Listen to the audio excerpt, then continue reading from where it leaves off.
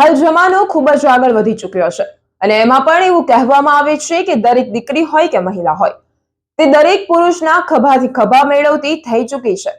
પરંતુ શું આજના જમાનામાં દીકરીઓ સુરક્ષિત છે ખરા? હાલ અનેક એવા રોજબરોજના દુષ્કર્મના પણ કિસ્સાઓ સામે આવતા હોય છે, જે જોઈને ખરેખર વિચાર આવે કે શું આજના જમાનામાં દીકરીઓ સુરક્ષિત છે ખરા?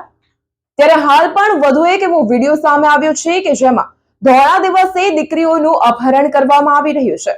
આ વિડીયો છે વસાવદરનો. નિહાળો આ વિડીયો.